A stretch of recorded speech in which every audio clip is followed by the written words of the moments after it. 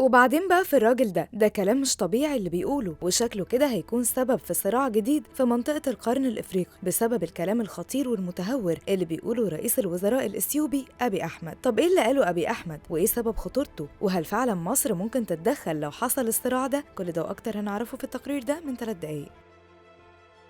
تقريبا مفيش اسبوع بيعدي على رئيس الحكومه الاثيوبيه ابي احمد من غير ما يعمل مشكله مع حد، سواء كانوا جيرانه او حتى شعبه. المره دي الخناقه اللي دخل فيها مش مع مصر ولا في الداخل، وانما مع حليفه السابق في صراعه ضد التجراي رئيس اريتريا إسياس أفورقي، واللي وفقا للامم المتحده والمصادر السياسيه كان حليف ابي احمد الرئيسي في صراعه ضد اقليم التجراي بين 2020 و 2022. لكن الظاهر ان التحالف بينهم ده خلاص انفض ورجعوا تاني للخلافات التاريخيه بينهم، واللي سببها إن إثيوبيا بتعتبر إن إريتريا جزء من أراضيها لحد ما قررت الانفصال، ودخلوا في صراعات ضد بعض انتهت بإعلان استقلال إريتريا سنة 1991. وبسبب استقلال إريتريا عن إثيوبيا بقت إثيوبيا دولة حبيسة ما بتطلش على أي بحار أو محيطات نهائي، وده يعتبر نقطة ضعف استراتيجي عندها بيخلي اتصالها الوحيد والمباشر مع العالم إما عن طريق دول تانية أو عن طريق الجو بس. وده الأمر اللي بيمثل ضغط على حكومات أديس أبابا من قبل كده ولحد دلوقتي، وهو اللي دفع أبي أحمد للكلام عن الموضوع ده تاني. بتأكيده بحسب المصادر الإعلامية في إثيوبيا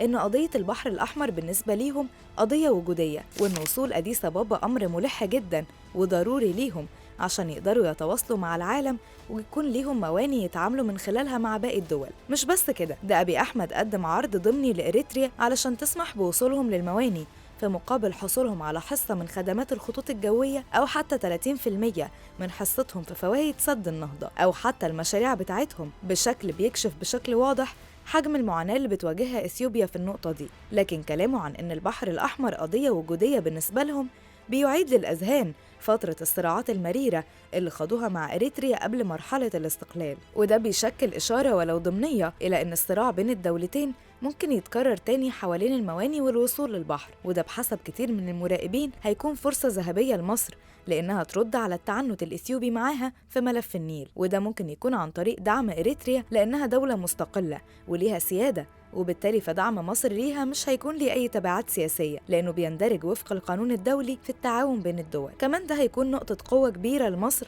في مرحلة المفاوضات الحاسمة لكل ملفات المنطقة دي، بمعنى إن ملف البحر الأحمر لإثيوبيا ممكن يكون مقابل ملف سد النهضة لمصر. فهل تفتكروا إن السيناريو ده ممكن يحصل الفترة اللي جاية؟